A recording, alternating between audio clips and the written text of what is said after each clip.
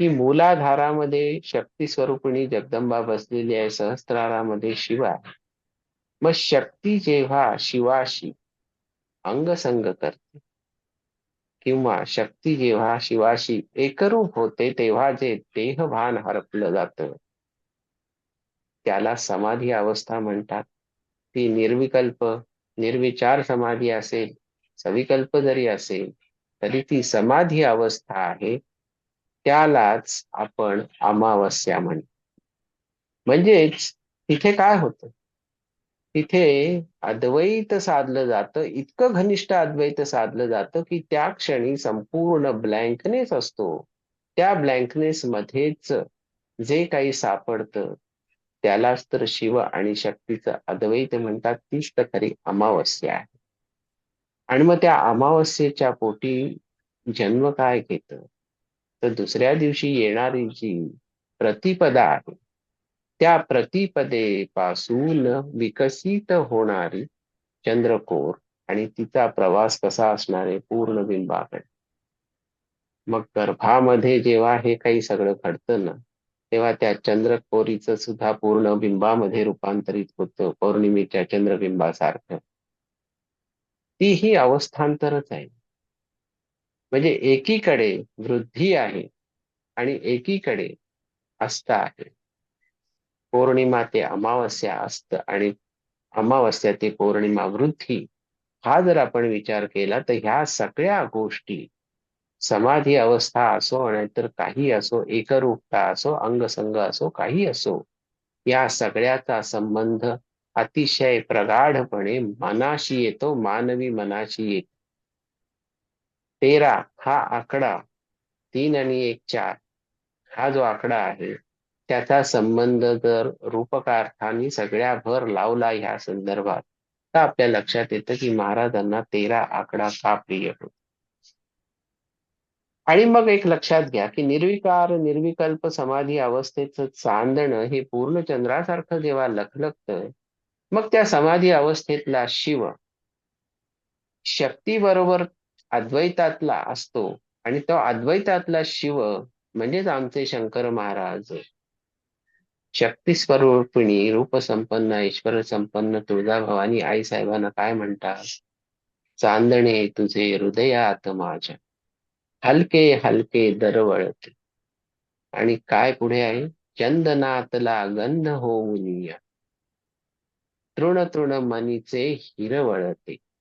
चांदणे तुझे हृदयात माझ्या हलके हलके दरवळते. द्वैत उरतच नाही, म्हणूनच महाराज सवाल टाकतात. हा सवाल कोणाला टाकलेला आहे?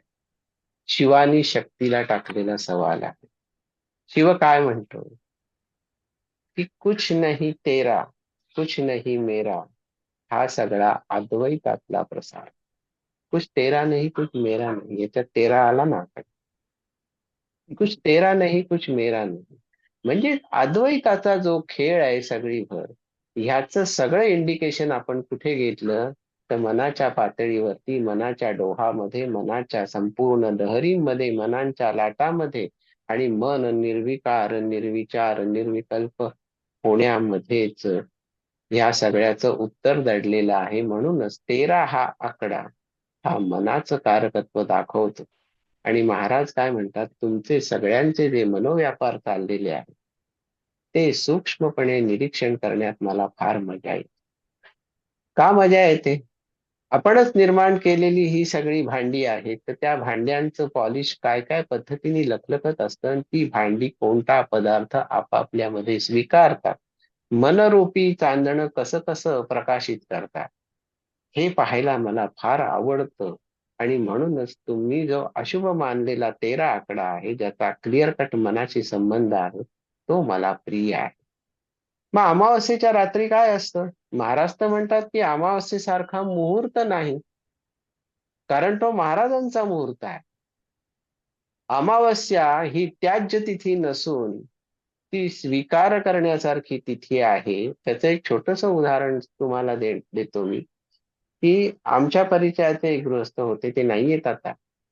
त्यांनी जेव्हा त्यांचं एक दुकान खरेदी केलं आणि व्यवसायाची मुहूर्तमेढ रोवली, तर त्या दिवशी 13 आकडा होता आणि अमावास्या होती. ही 60-70 वर्षापूर्वीची गोष्ट आहे. त्यावेळेला अमावास्या आजही किती अशुभ मानली जाते, हे आपल्या प्रत्येकाला माहिती आहे. तर साहजिकच याची चर्चा आणि कुजबूज सुरू झाली. त्यांच्या घरी त्यांच्या आई-वडिलांनी त्यांना विचारलं, "अरे, तुला काही वाटत नाही का? व्यवसायाची मुहूर्तमेढ, दुकानाचं उद्घाटन तू अमावास्येला करतोस?" कारण तेव्हा 13 तारखेचं लफडं आपल्याकडे काही जास्ती पसरलं नव्हतं कुठेही. पण अमावास्येचं मात्र होतं. मग अमावास्येचं जेव्हा बंड माजलेलं होतं, तेव्हा घरी त्यांना तो प्रश्न विचारला. तेव्हा त्यांनी त्यांना उत्तर दिलं, की "मी शिवमुद्रेवरती फार विश्वास ठेवतो. मला ती अतिशय प्रिय आहे, ती राजमुद्रा. प्रतिपश्चंद्रलेखे वर्धिष्णुर्विश्ववंदिता शाहसूनो शिवस्यैषा मुद्रा भद्राय राजते." ही जी शिवमुद्रा आहे, ही मोहोर आहे छत्रपतींची. तर त्याच्यावर मला विश्वास आहे. म्हणजे प्रतिपश्चंद्र लेखे व प्रतिपदेच्या चंद्रासारखं आणि तिथून जे विकसित होणारं साम्राज्य आहे, तर ते प्रतिपदेचं साम्राज्य मिळवण्यासाठी अमावास्येसारखा मुहूर्त नाही, म्हणून मी अमावस्या हा दुकानाला मुहूर्त स्वीकारला आणि काही नाही, ते दुकान भरभराटीने चाललं, आजही चालतंय. म्हणजेच ते गृहस्थ नसले तरी हे सगळं चालतंय. म्हणजे माझं म्हणण्याचा हेतू असा आहे, की अमावस्या अशुभ का शुभ, पौर्णिमा अशुभ का शुभ, हे सगळे मनाचे खेळ आहेत. शुभ आणि अशुभ असं काही नसतं. मुहूर्त आणि मंगलवेळा असंही काही नसतं. हे सगळे मनाचे खेळ असतात आणि आपण फक्त त्या मार्गाने आपल्या मनाला धावडवत असतो. अमुक एक मुहूर्त 12 वाजून 3 मिनिटं का 12 वाजून 4 मिनिटं ह्या घोळामध्ये माणसं अडकलेली असतात. अरे, मुहूर्त हा मुहूर्त असतो. तुम्ही जे म्हणाल ती मंगलवेळा असते. पण त्याकडे लक्ष कोण देतं? कुठल्यातरी गुरुजींनी काढून दिलेला मुहूर्त तुम्हाला अतिशय शुभ वाटतो. याचा अर्थ गुरुजी बोगस असतात अशातला भाग नाही. पण आपण किती कुठल्या मार्गाने वाहवत जायचं हे जेव्हा माणसाला कळत नाही, त्यावेळेला ह्या सगळ्या भानगडींचा जन्म होतो. आणि मग मुहूर्त आणि काय असं आहे. तर महाराज म्हणतात, जेव्हा माझ्या मुठीमध्ये, एका मुठीमध्ये चंद्र आणि सूर्य मी एका वेळेला धरून ठेवतो, चंद्राचाही प्रकाश पडत नाही, रात्री सूर्याचाही नाही. ती माझी जर मुठीमधली तुम्ही समजलेली तिथी जर अमावास्या असेल, तर त्याच्यासारखा दुसरा मुहूर्त नाही, कारण देणारा मी आहे. अमावास्येचं दान मी तुम्हाला दिलं, तर तुम्ही ते स्वीकाराल का? तर तुम्ही म्हणाल, "नको महाराज, जरा उद्या बघू." म्हणजे महाराजांवर तुमचा विश्वास आहे का दिवसावर आहे, का तिथीवर आहे, का उद्यावर आहे, का आजवर आहे? ह्याचा तुम्ही विचार करून बघा. पण किती जण अमावास्या हा मुहूर्त स्वीकारतील ह्याबद्दल साशंकता जरूर आहे. कारण काही म्हटलं ना तरी आपण म्हणतो, "नाही हो, ते घराण्याचे संस्कार आहेत. ते आमचं पारंपरिक सगळं चालत आलेलं आहे." तुमचं सगळं पारंपरिक चालत आलेलं आहे. तुम्ही काल नऊवारी नेसत होतात, आज गाऊन घालताय. तुम्ही काल धोतर नेसत होतात, आज चड्ड्या घालताय. मग हे जेवढं तुम्ही स्वीकारताय आणि मग आणखीन काहीतरी वस्त्र फार कमी-कमी होत चाललेत प्रत्येकाची. हे जर तुम्ही स्वीकारत असाल रोजच्या जगण्यामध्ये, तर अमावास्येला स्वीकारायला काय हरकत आहे? कारण अमावास्या तर महाराजांनी दिलेला मुहूर्त आहे ना. मग शिव जेव्हा शक्तीला म्हणतात ना, की "क्या तेरा क्या मेरा." तर 13 हे रूपक अर्थाने जर आपण स्वीकारलं, तर 13 हा महाराजांचा फार आवडता अंक आहे. आणि अमावास्या ही जर रूपक अर्थाने स्वीकारली, तर अमावास्या ही सुद्धा अतिशय शुभ तिथी आहे असं म्हणायला हरकत नाही. आता गमती-जमतीचे भाग कसे आहेत त्याच्यामध्ये, की चंद्रमा मनसो जाता हे आपण मागच्या वेळेला पाहिलं. म्हणजे आधी आता आपण बोलतोय त्यावेळेला पाहिलं.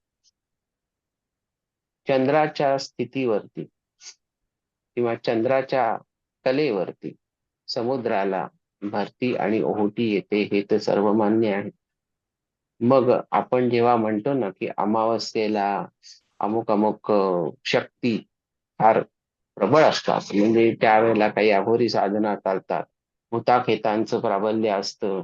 आत्मे अगदी त्या दिवशी प्रबळ असतात वगैरे वगैरे. मग त्यावेळेला आपण असं म्हणतो ना, की हिस्टेरिया किंवा वेडाचार किंवा अंगात येणं, घुमणं वगैरे हे जे प्रकार आहेत, जे काही सगळे विकृत चाळे चालतात, त्याला अमावास्येला फार ऊत आलेला असतो. तर ह्याचं कारणच असं आहे, की चंद्राचा संबंध मनाशी असल्या कारणाने आणि वर्षानुवर्षे, युगानुयुग जे हे संस्कार मनामध्ये जे भिनत चाललेले आहेत, पिढी दर पिढी पुढे संक्रमित होत चाललेले, की त्या दिवशी हे सगळं अशुभ असतं किंवा अशुभ शक्तींचा वास तिथे असल्या कारणाने काहीही करून जेव्हा आपलं महत्त्व ठसवायचं असतं, त्यावेळेला लोकं ह्या सगळ्या गोष्टींचा आधार घेतात. मग आपल्या लक्षात येतं, की अमावास्येला जास्तीत जास्त हे प्रयोग का चालतात?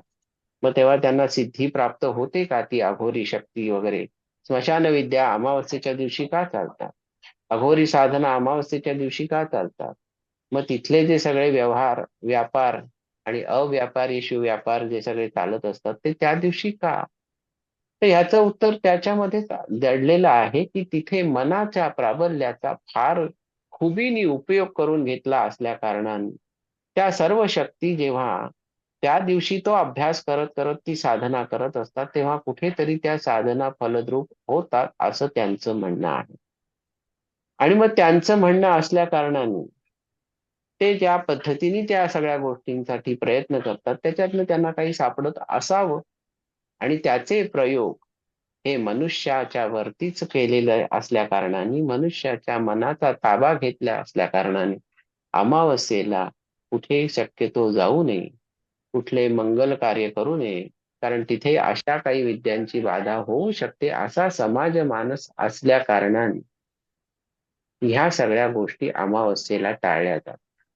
आता बघा थोडंसं आपण ह्या एका गोष्टीवरती बोलूया. कारण इथे मनाचा कारकत्वाचा भाग चाललेला आहे 13 आकडा. चंद्र कारक हस्त नक्षत्र आहे. हस्त नक्षत्र हे पावसाच्या सीझन मधलं पण एक नक्षत्र आहे. हस्ताचा पाऊस म्हणतो आपण त्याच्यामध्ये. मग तो पाऊस म्हणजे काय? तर ते मनाचं स्त्रवण आहे ना एक प्रकार. मग स्त्रवण म्हणजे काय? तर मनाच्या विपरीत गोष्टींचं हे एक प्रकारे प्रकाशनच आहे. मग त्या दिवशी ते मन अशा पद्धतीने खेळत असतं, तर त्याच्यामधला एक असा आपण दुवा लक्षात घेऊ, की आपण अनेक ठिकाणी बघितलेलं आहे, की बायका मंडळी बऱ्याच ठिकाणी घुमत असतात. विशेषतः देवीचे जी तीर्थक्षेत्र आहे, देवीची जी मंदिर आहेत तिथे.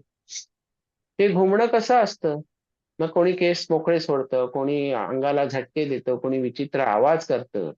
काही असतं त्याच्यामध्ये. अंगाला आळोखे-पिळोखे द्यायचे, पिंगा घालायचा, घुमणं वगैरे, वगैरे. आणि मग जी तोंडाने जी काही असंबद्ध बडबड सुरू होते. ते एक लक्षात घ्या, की पृथ्वी तलावरच्या तमाम यच्चयावत बायका हे काही करत नाहीत किंवा घुमत नाहीत किंवा त्यांच्या अंगात येत नाही किंवा नवरात्रामध्ये जे 9 दिवस चाळे चालतात सगळे अंगात येण्याचे किंवा अष्टमीला ज्या घागरी फुंकणं आणि मग ते काय सवाल जवाब आणि ते बरंच काही असतं त्याच्यामध्ये. मग आता कुंटे स्वामी एकदा म्हणाले होते, की पुण्यामध्ये 1000 भवानी आहेत म्हणून. आता 1000 भवानी आहेत म्हणजे काय अंगात येणाऱ्या बायका. 1000 हा कमी आकडा सांगतोय मी असं ते म्हणाले होते. म्हणजे ह्याचा अर्थ असा आहे, की अंगात येण्याचं जे प्रमाण आहे, ते कैक पटीने विस्तारलेलं आहे सगळीभर. आता हे अंगात येणं म्हणजे नेमकं काय असतं? तर एक साधं लक्षात घ्या, की ह्याचा संबंध हा मनोरुग्ण अवस्थेशी असतो. कसा? तर ज्या व्यक्तीला म्हणजे स्पेशली बाईला कारण आपल्याकडे पुरुषप्रधान संस्कृती आहे. पुरुषप्रधान संस्कृतीमध्ये बाईची जी दडपशाही आज पिढ्यानपिढ्या, युगानुयुग जी चालू आहे ना, त्या दडपशाहीतनं निर्माण झालेलं हे संचाराचं किंवा अंगात येण्याचं जे प्रस्थ आहे, ते त्याचं बाय प्रॉडक्ट आहे असं म्हणायला हरकत नाही. कसं असतं, की घरामध्ये अनेक तऱ्हेने दडपलेली जी बाई असते, तिच्या मनोविश्वामध्ये जी काही खळबळ चालू असते, त्या खळबळीपोटी आपलं काहीतरी महत्त्व दुसऱ्याच्या मनावरती ठसावं किंवा घरादारातल्या ज्या दडपशाही वृत्ती आहेत त्यांना कुठेतरी धाक निर्माण व्हावा ह्यासाठी ती बाई ह्या गोष्टींचा आधार घेते आणि समाजाचं मन असं आहे की कितीही आपण हुकुमशहा असू, कितीही आपण दडपशाह असू, कितीही आपली सत्ता आपण गाजवत असू, अशा गोष्टींना माणसं घाबरतात. घाबरतात याचा अर्थ काय होतो, की बाबा अमकी देवी आली, तमकी देवी आली, अमुक आलं, तमुक आलं, हा संचार झाला, तो संचार झाला. आणि जर का आपण काहीतरी तिथे वावगं बोललो किंवा त्याला वावगी ट्रीटमेंट दिली त्या वेळेपुरती, तर आपल्याला काहीतरी आपल्या बाबतीत विचित्र घडेल, आपलं काहीतरी वाईट होईल ह्या भीतीपोटी घरातली माणसं सुद्धा त्या बाईच्या घुमण्याला, अंगात येण्याला खत पाणी घालतात. आणि खत पाणी घातलं की काय होतं, त्या बाईचं प्रस्थ दिवसेंदिवस वाढत जातं. तिच्या मते थोडीफार दडपशाही तिच्यासाठी घरामध्ये जी आहे ती थोडीफार कमी होत असावी.